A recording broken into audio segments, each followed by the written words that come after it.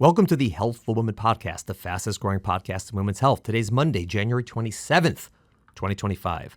Today, I'm joined again by Sara Sherbill, who is the author of an amazing book, There Was Night and There Was Morning. As I mentioned last week, Sara and I went to high school together and we were friends over 30 years ago. After high school and college, we mostly lost touch, and then recently, a few years ago, she published an article and then this book about her childhood and what it was like growing up in a Jewish home with an abusive father. It was really courageous for her to do that, and her writing is really terrific. I asked Sara if she'd be willing to come on the podcast to discuss this story and the book, and she agreed to do that, and she traveled to New York to do it in person. And as you probably heard last week, and you're going to continue to hear this week, very few people knew about this abuse, and we spent a lot of time talking about that and this book and why she wrote it. I'm really thankful again to Sara for doing this, for spending all the time with me, and for giving our listeners an insight into her terrific book. Again, it is titled There Was Night and There Was Morning. I highly recommend it. Thanks for listening to part 2 of my podcast with Sara Sherbill. See y'all next week. Welcome to today's episode of Healthful Woman, a podcast designed to explore topics in women's health at all stages of life. I'm your host, Dr. Nathan Fox, an OBGYN and maternal fetal medicine specialist practicing in New York City. At Healthful Woman, I speak with leaders in the field to help you learn more about women's health, pregnancy, and wellness. What was your goal? Like when you wrote the book, was it more, I need to do this for myself? Is that I need to do this to have a proper, accurate memory of my father? Is it, there's someone out there going through this who I want to read this book and maybe they won't go through this. What was your overarching? Obviously they're all there, but if you had to pin it down to the top. So I think there were two things. Mm-hmm. I mean, one aspect you could almost call selfish, mm-hmm. right? Because I was writing this in a way for myself, like you used the word therapeutic earlier, mm-hmm. like in a way, this was my therapy, writing this book. I needed to get all of this out. I needed to do it for myself. I needed to do it for my own mental health, honestly. But there was another element, and you touch on that, which is that I did learn in my early 40s that my father had been abusing other people, young women in his congregation. And that was a huge shock to me. And it was also a huge motivator for me because it made me feel that even if I had been thinking that I was writing this book for myself, I soon realized that I wasn't only writing it for myself, that it was also a way of saying, when we are silent, when we keep secrets, when we don't talk about the truth of what's going on behind closed doors, it's not a neutral stance. That's not a neutral position. Actually, people get hurt when we keep secrets. People get hurt when we keep silent. And so there was kind of both of those things going on, kind of on parallel tracks when I was writing the book. On one hand, I was writing it for myself because I felt in my gut that I needed to finish this project. And at the same time, it was motivated really because I didn't want anyone else to get hurt by my father or frankly by anyone else. And I think the more we write about abuse, the more we open up the conversation. Did that impact choices you made? Because when you write a book, there's choices. Like what stories am I going to include? What stories am I going to leave out? Whose names am I going to include? Whose names am I going to change? Things like that. Did it, because you made choices, obviously, with that. Was it impacted by that, or was it more just, practicality of certain things? If you're deciding what story to put in and what story to leave out, because there's, you could write a 6,000 page book if you wanted to, because that's your life. Were you thinking, I'm going to put this in or leave this out because it's not really therapeutic for me, or it's not really going to get the message across? Or is it more so, this story just reads better, or this story is just better, middle point from A to B, or something like that? Or again, your decision to, not use people's real names, is that because you're like, well, it's not really part of my goal? Or is it something, well, if I just use their names, people get pissed off, or something like that? Yeah, well, look, this is a difference between writing fiction and nonfiction, right? So when you write fiction, in a sense, you have a freer hand, because you're saying this is this didn't really happen. Right. But when you're writing nonfiction, particularly memoir, you are saying this did really happen. So when you're talking about things that did really happen, you're talking about real people in the real world with real lives.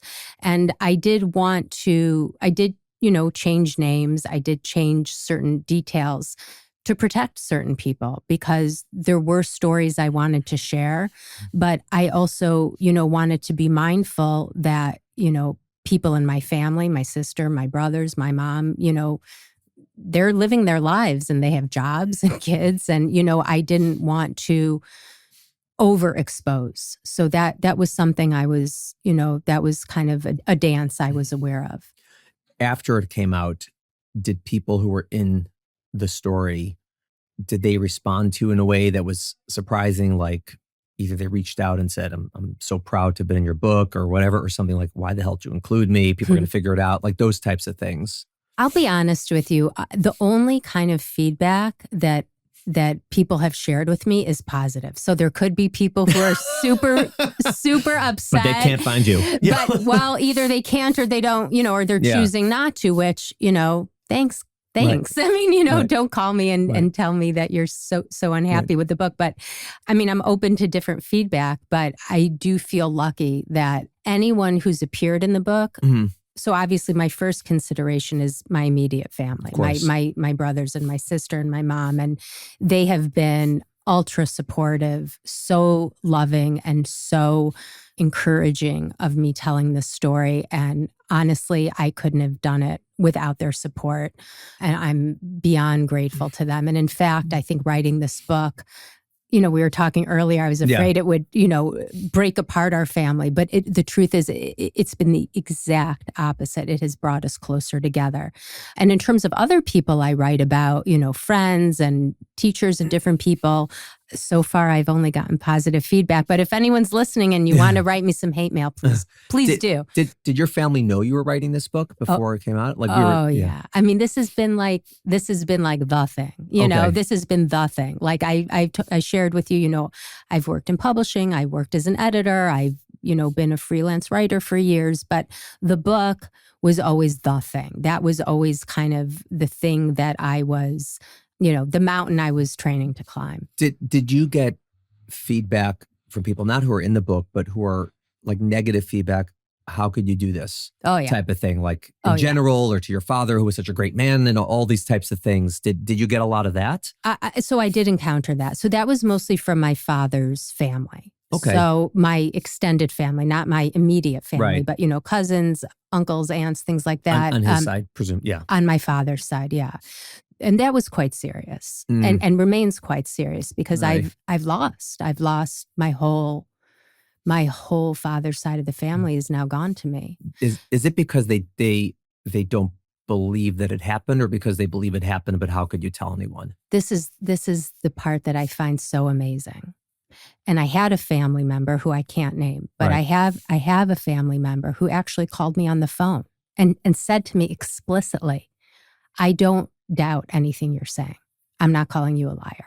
I know everything you're saying is true. I know it, but you shouldn't write about it. And in a way, I found that very gratifying. Right. Because he's acknowledging the truth of what I'm saying. He just doesn't want his, we share a last name. So he doesn't want my, the name being sullied, whatever that means. But I did face a lot of that. And there's cousins and a whole bunch of people that are just vanished from my life. And they told me before they vanished, this is hurtful. This is wrong. You must not do this. Do not do this. And I just thought, I've been told my whole life, or I've inferred my whole life, don't talk about this, don't do this, stay quiet. Now I'm an adult woman. I'm a mother. Yeah. How can you tell me what to do? Right. You got my first 40 years. I get the next 40. Bingo. Yeah. Bingo. Yeah. And I had this feeling like, also when I was younger and I would confide in certain family members on my dad's side about what was happening, they would kind of try to pacify me and say things like, well, you're only a kid. You don't really fully understand what's going on. And even when things really reached a crisis point when I was 17, I went to an aunt of mine on my dad's side, and I was trying to describe to her the severity of the situation and how my family was truly in danger. And she said to me, "You're only 17. You don't really understand what goes on between a husband and a wife." And it's very condescending to speak that way to a person. I don't care how old they are. Right. And then I reached a point, I'm 40, I'm 41, I'm 42. And I would say to myself, am I still too young to understand? Yeah. Am I still too young to understand? I don't think so. I kept silent throughout my childhood because I thought that's what would protect my family. But as an adult, you don't get my silence anymore. Right. Sorry. And not just that, you describe understanding it from the page 1, basically. Yes. Well, you're like, I was whatever you were at the first store, 11. 6, You're like it was wrong. And Yeah. I yelled out, like, of course you understand that. I don't think it takes much to understand these things. It's like, I mean, it's such a perverse. Yeah. It's such a perverse approach to tell a child, you don't know what you know. Right. Yeah. Wow. The book does not have a lot of the what if thing in it. Like, there's not a lot of, I was sort of expecting What do you mean, what if? What's that? What would my life have been like had he not been abusive? Or what would my life have been like had we actually left him when we were planning to, and I was a teenager, had the police done something at that time, or had that type of thing, sort of the sliding doors type of discussion. Yes. And you don't do that. And I'm curious, was it a conscious choice, or you're just not that kind of person? So funny that you say that. No one's ever asked me that question. I thought a lot when I read this book. I can't begin to tell you how much I thought about this when I read it. Not just this. What did you think? No, when I was reading the book, I didn't just like flip through the pages. I kept I had to pause. Like, I couldn't read it in one sitting because I'm like, oh, like I was so, again, it was very deep to me. Because I know you. Yeah. And I'm thinking, like we're at a junction point, and you talk about the story where you're about to leave your father, and you're young, and you're going to walk out, your mother's going to walk out, and you're going to figure out what to do with the kids and this or that, but you don't, right? And that doesn't happen. I'm thinking, I'm so like, where she's saying like, here's what my life would have been had we done that. Yeah. And I don't hear that. And I was thinking, I wonder if she intentionally doesn't want to go there, or if just Sarah doesn't think like that. That's just not my life. I don't go back like that. Right. So I do think like that. Okay. To answer your question, now I do think like that. I for whatever reason, I didn't write about it in the book, but it's something I think about in my brain all the time. All the time. And I mean all the time. Who would I have been if I hadn't experienced this abuse? Or, as you're pointing out, who would I have been if I had experienced this abuse and then I got to experience the sense of leaving an abusive situation? And it's something I think about a lot. And to be honest with you, I would be a totally different person. And I think if, the sliding doors question, what if we had left? What if I had not had to live through that abuse for so many years? To be honest, I think I could have bypassed a lot of years of depression, a lot of years of severe, debilitating anxiety, and also years of self-harm. I'm very open in the book, so I'm going to be open in this podcast. Like, there is a price to be paid for experiencing abuse. Anyone who's listening, don't think, well, I experienced abuse, but now I wrote a book about it and everything's fine. It's not fine. It's not fine. I'm still carrying with me, a lot of hard stuff. And it's been through a lot of therapy and a lot of meditation and a lot of yoga and a lot of deep friendships, that I'm surviving today. But the cost that I've paid has been huge. You mentioned there's a lot of the book that's related to religion. And specifically the Jewish religion, right? Yes. And because that's your identity, right? And that certainly was your identity growing up. And obviously, such an important component of the story of your father is not just that he was an abusive father and husband, but he was a rabbi. Yes. He was a community leader. Yes. He was his professional role was to do the exact opposite. Right? Was to be a comforter, was to be someone who people trusted and whatnot, and that he was doing the exact opposite in his family. But again, something that really surprised me is you go into sort of your own, journey, I would say, through religion, from there to there to there to where you are. And a lot of people have that, obviously. Sure.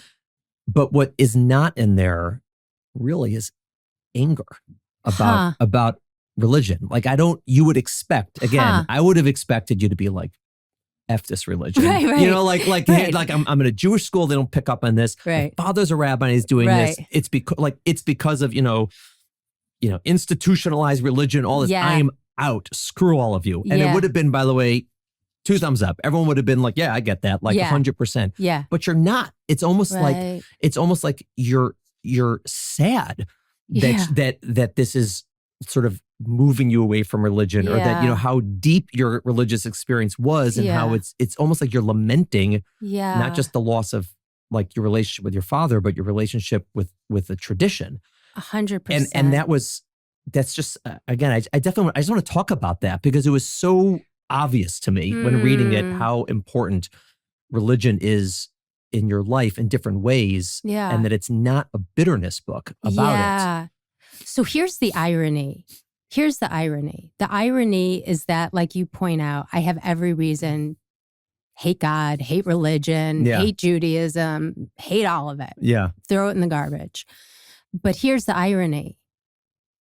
That's actually part of what helped me survive, was my connection to God, my connection to prayer, my connection to observing the Sabbath.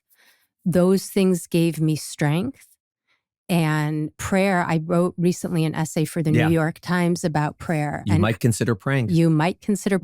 Yeah. I wrote an essay about prayer recently, specifically to talk about this, that you might, like you say, I would be quite justified in being furious with this whole system, but there's a lot of beauty there, and there's a lot of depth there, and there's a lot of wisdom there. And I don't throw it all in the garbage. I do throw some of it in the garbage. I'm not I'm not the kind of rule following religious person that I used to be, or that I was raised to be, or, the schools that you and I attended, kind of indoctrinated us in. I don't observe like that anymore. But the core of religion and the idea of being close to God and reaching out to God, that has been absolutely life-saving for me. And so even though I do actually have anger at religious institutions, primarily just for turning a blind eye to child abuse, that if you want to get me going, get me going on Jewish institutions, blind eye to child abuse. Right. That does make me, in fact, furious. Right. I will say in our defense, it's all religious institutions, not just Jewish. And you know what? And that's so fair. Like I did a lot of research for this book. Even though it's about my own life, I actually did do a lot of research, and I read a lot of books about, abuse in the Catholic Church. Yeah. Like a lot of, 600-page definitive histories of so same themes. Yeah. So are the Jews the only ones? No, we're not, guys. It's every religion. It's, all walks of life. People from all ethnic and religious backgrounds experience abuse. No one has a monopoly on it. But, I do have some anger at the institutions. Yeah. But as for the religion itself, as for, the relationship to God that religion is meant to inspire, that for me has been one of the best gifts of my life. It's so interesting. Again, I was so struck by that you don't display that angerness in the book. For sure, there's some in there, but that you sort of present the religion in such a despite, or like you're saying, maybe that helped you get through the abuse, basically. Yeah. Did you ever grapple with the direct idea, not the Jewish institution, but not just how can my father do this, but how can my father, the rabbi, do this? Or was that just sort of like, what's the difference? Look, you're talking about hypocrisy, essentially. Yeah. So, yeah, I mean, I don't, the hypocrisy was front and center. I mean, it was front and center, and look, you're also talking to me, we're middle-aged now. We talked about this earlier, you and I, although I like to think of myself as a teenager. I'm not. That's also just been time. That's also just been years, that's also just been almost maturity in a way, like if you would have talked to me 10, 20 years ago, I might have been much angrier because of the hypocrisy. Exactly like you're saying. It's not just, like I used to, you'll like this because you have a good sense of humor. Like I used to say to my mom all the time when I was little, why can't you just get a divorce? And she'd be like, a rabbi getting divorced is not like a shoe salesman getting divorced. It calls everything into question, And I remember thinking, well, why couldn't my dad just be a shoe salesman and then we could get divorced? Because there is something particularly horrible about a rabbi being abusive, right? In a way that maybe isn't the same way for a shoe salesman to be abusive, because you're proclaiming one thing. Yeah. And then you're doing something that's undermining that very thing in the worst possible sense. So I don't know. I don't know if that fully answers your question. It fully answers my question. It fully answers my question. You mentioned that people are sort of reaching out to you afterwards. Yeah. So there's like the one level, obviously, your old family, friends, support, hey, I read this. This is like unbelievable, sending love. Like you said, all that positive. How much reaching out have you gotten from people to say, hey, I was abused? This happened to me. And these are people you know or people you don't know? Or both, obviously? Both. Wow. So I've heard from a lot of strangers, like absolute strangers, people I don't know in any way, shape, or form. I don't know how they find me exactly. Instagram, Facebook, my website, I don't know. People find me, they somehow get my contact info, and they've written to me. And they have thanked me for helping to give them language for an experience that maybe they didn't have language for previously. I remember one email in particular I got. I published an essay, I think it was like last summer in 2023. I published an essay in the forward, not the first essay I wrote, but a second essay about how, and you and I touched on this earlier, like how do you mourn an abusive parent?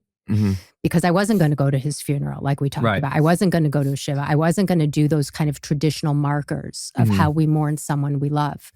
And so then the question becomes, but they're still your parent. So how do you mourn them?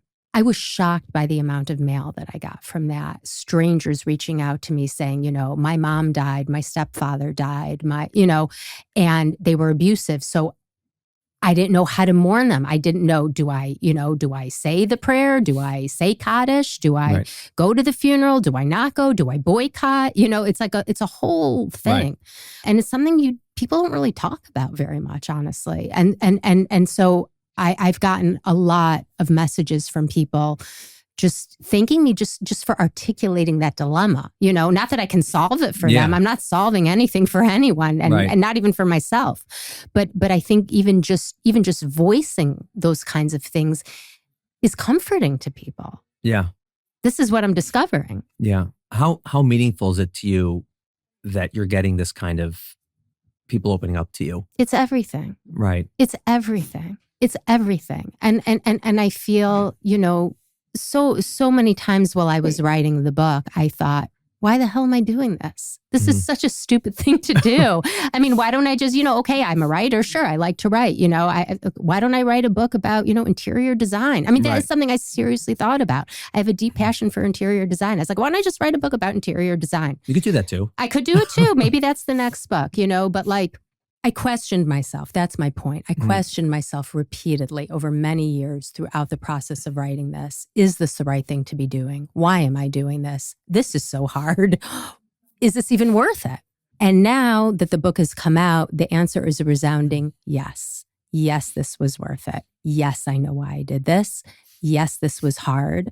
But boy, is it gratifying to feel that I can touch someone, that I can impact someone, and that maybe I can make someone feel just a tiny bit less alone, the way that teacher did for me in high school, just by being there with me. It's amazing. Do you feel any sense of responsibility now, like as like a thought leader in the field, or that, now that you're an author who's written a book about abuse? Yeah. Do you feel any sense of like a need to continue to talk about this, or to help people through this? It was something like that, because obviously it's not your intention when you started, right? It's very personal. Yeah. But now it's grown. Right now you're a leader, right? And Yeah. in one way or another, you're leading others through this. Is that something you thought about? You know, this is all kind of organically Right. happening now, like as we speak. You know, it's an emerging reality for me. I don't think of myself as a leader per se, but I do feel like just because I'm giving voice to these things and people are reaching out, that it is creating a dynamic where I do feel like, actually, I do have something important to say on this subject. And it's interesting because, you know, what is writing? I mean, you've co-authored books, you know, I mean, you're essentially sitting alone at your computer, at your desk. I mean, it's not very interactive at all. It's the furthest thing from interactive. But now that the book has come out, you know, there's this opening, there's this broadening. And I was extremely lucky. I was invited to speak with the director of the National Organization for Victim Advocacy. Her name is Claire Ponder. And we did this fantastic event together where we spoke. We had a really meaningful conversation. And the people who were listening were all either survivors or victim advocates, or, you know, people who were working in the field, on the ground, in the field of domestic violence. You know, again, after that event, I, again, was, you know, kind of deluged with these notes from people just telling me, you know, how meaningful this was and how important it is to hear actual voices of actual survivors and how much it strengthens them in their work day to day. So this has just been like an incredibly meaningful unfolding for me, and really a lesson in really just like the impact that words can have. Yeah, I mean, I was going to say that the book itself is impactful, but it opens the door for you in your life to continue to impact others. Because now you're an author of a very important book. And so you have that opportunity moving forward, which is really amazing. Like what a legacy that brings to this book beyond the book itself. It's really, it's a mark, you know, this podcast that you're on, right? So are we on a podcast right now? I thought we were just chatting. We are. I'm recording. So it's you know, it's basically it's about women's health, right? So what the hell does this have to do with women's health, right? Yeah, what does this have to do with women's health? So well, you know, you're a woman, I don't know, mental health, whatever. No, but it's, you know, when we basically have two kinds of podcasts here. One of them is, you know, informational, we talk about topics, you know, whatever it is, pregnancy, gynecology, women, fine. But the other part of it is where people come on and tell the stories of their birth, right? And some of those stories are tremendously happy. Some of those are very sad. There's mixed, there's trauma. There's all these things that, you know, the human experience in birth is vast, right? So people come on, and why am I saying this? There's generally two sort of impacts that someone telling their story, their birth story, has. And this is a theme that's over and over and over and over. And I was thinking about that because it's not so different from writing a book, right? You're telling your story. So giving birth and writing a book are actually there's a lot of overlap. Yeah. So the first thing, and again, you touched on, it's literally, I didn't prep you, I didn't prompt you with these things. The first thing, and I've said this on the podcast many times before, the first thing is that for the person telling the story, there's something therapeutic about it, because who gets to tell the birth story, right? So no one asks, like, how was your birth? Good. Okay. Like you don't get 45 minutes, an hour to talk about the details, your fears, your anxiety, what was joyous, what was scary, what was hard, what was painful, you know, all those emotions, everything. You don't get to do that. So getting to tell your story has a very therapeutic, usually, on people, that they just feel that just saying the words 100% is helpful. And so true. But the other thing, which is very meaningful, and this is why we have listeners, is that for people who hear the story, whether it is someone who has experienced the same or a parallel emotion, or they have a friend who went through this, or a family member, they get to really understand, they get to empathize, they get to have more knowledge, but they also get to feel heard in the same way through the person telling the story. They get to feel validated, and they get to feel like they're not alone, which is what you said. And so it's the exact same two things you mentioned, you know, in this podcast about you writing the book, that it's your own therapy, but it's also for the readers that they're not alone hearing your Yes. story. And it's just like, this just struck me. I was like, this is perfect for the podcast. It's the same thing. Yeah, it's a beautiful thing. You know, I was listening to an episode of this podcast. No, thank you. Last night. You're like, what the hell is this guy doing on a podcast? Yeah. I was listening to an episode last night of a birth story, and I thought it was really beautiful, the conversation you were having with this woman who had a, what was really obviously like a pretty traumatic story. She gave birth, but the baby was very premature and, it was stillborn essentially. And I thought it was that conversation that you had with her, I thought was really beautiful, because something that you both emphasized in that conversation you were having was just how unique the processing is for each individual. So like for some women who lose a baby in that way, they'll always consider that child part of the family. And it's like in the family album, I think was the phrase you used. And other people are, kind of don't experience it that way and are, more focusing just, on their children who did survive. And they're different dynamics. And I think, again, that's not something that's talked about very much, And I think when you talk about those things, like you said, it makes the person who's experienced it feel less alone. But then you're also introducing empathy, for how we can interact with people who have suffered in ways that maybe we haven't and we don't understand. But you can get a window into their experience and, try to be there for someone with more empathy than you would have had if you hadn't heard their story. You speak so much more beautifully than I do. Well, I'm done. You're going to host the podcast. I'm like, I feel like a Neanderthal sitting next to you. I'm like story good, talk much, and you're very eloquent. It's why you're a writer, and I'm not. So yeah, listen. Thank you so much. Thank you for coming on the podcast. Thank you for writing your book. Thank you for agreeing to do this. Thank you for answering. When I reached out, and it's amazing. I'm really, really proud of you for doing this. I'm happy for you that you got to do this. Yeah. Obviously, I'm tortured internally that you went through this, and we were friends that I didn't know, and that's something I'm going to have to deal with on my own. But it really, it's so great to see you, and that you've done this, and that you're helping yourself and helping others, obviously. And I really do appreciate all of it. Thank you so much. I'm really, really happy to be here with you. Thank you. Thank you for listening to the Healthful Woman podcast. To learn more about our podcast, please visit our website at www.healthfulwoman.com. That's HEALTHFULWOMAN.com. If you have any questions about this podcast or any other topic you would like us to address, please feel free to email us at hw@healthfulwoman.com. Have a great day.